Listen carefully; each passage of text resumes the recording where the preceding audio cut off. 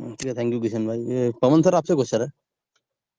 ये सर किसान आंदोलन मतलब क्यों नहीं खत्म कर पाई और ये स्ट्रॉन्ग क्यों होता गया टाइम के टाइम, मतलब टाइम के साथ, जैसे अरावली का आप बता रहे हैं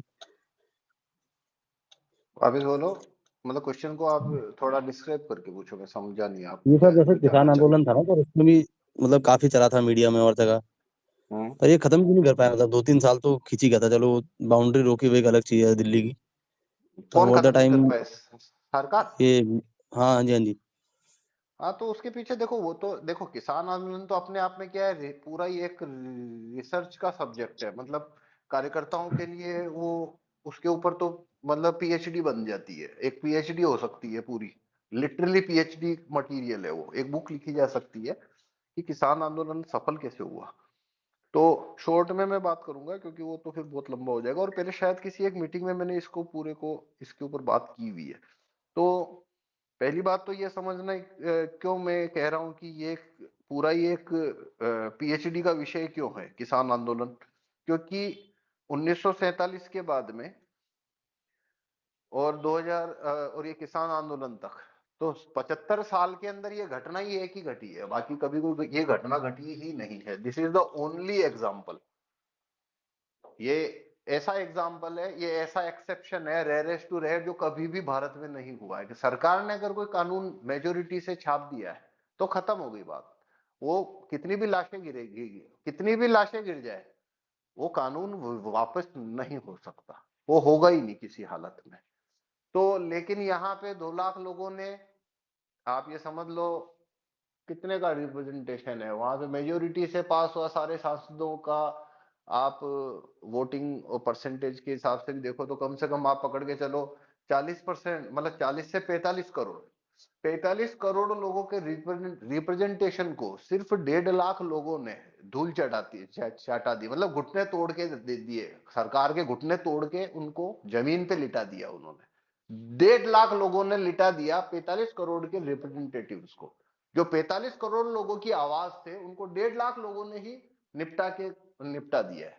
तो ये घटना ही अपने आप में एक रिसर्च का विषय में आती है, ये बहुत बड़ी बात है, और ये कभी भी नहीं हुआ, इससे पहले कभी भी नहीं हुआ था ये ऐसा।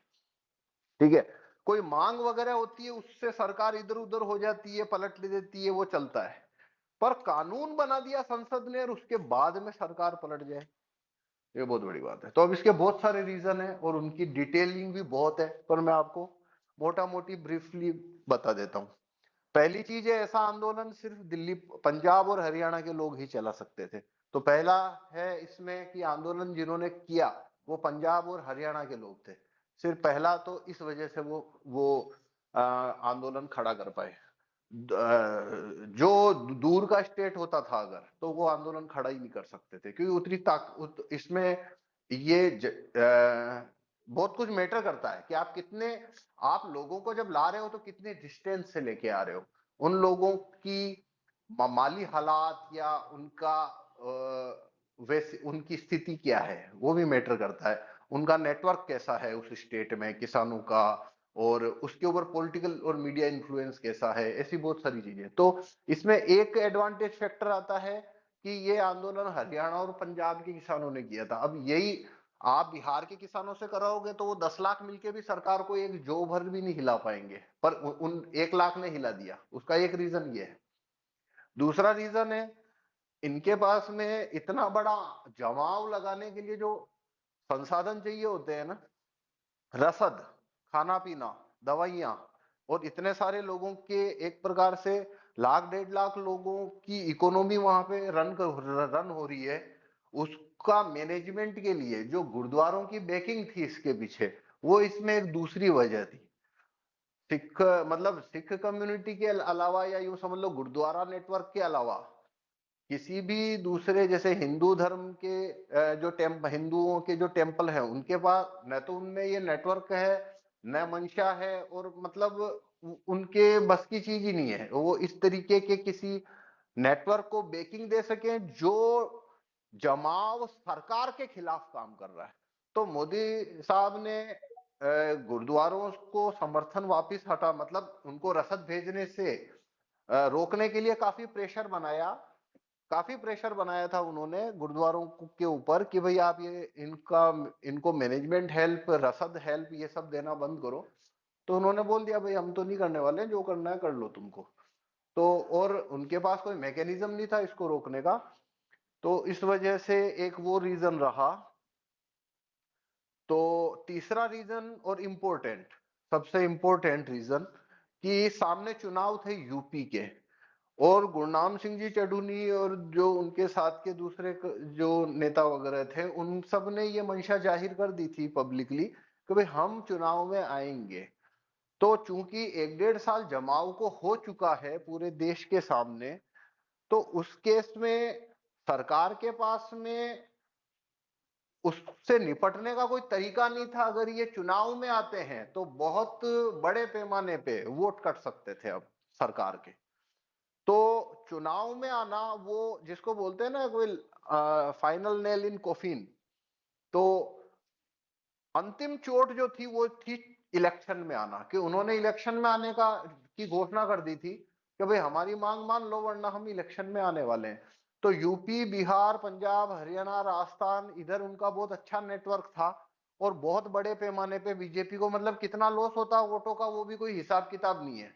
मतलब एकदम कांग्रेस की हालत में ना चली जाए बीजेपी, ना चली जाती बीजेपी, इतना नुकसान उसको जा सकता था। और ये अगर पार्टी खड़ी हो जाती तो बाद में इस पार्टी को डील कैसे करते ये, क्योंकि ये बाद में गाड़ी पॉलिटिकल पार्टी बनी तो एक मुद्दे पे तो नहीं चलती है, तो 100 मुद्दे और इसमें ऐड हो जाते थे कि भाई ये भूमि अधिग्रहण अध्यादेश ये गलत है, जीएसटी लाए ये गलत है, ये वो, मतलब इतना बड़ा तनाजा खड़ा हो जाता कि सरकार उसको डील नहीं कर सकती थी अब।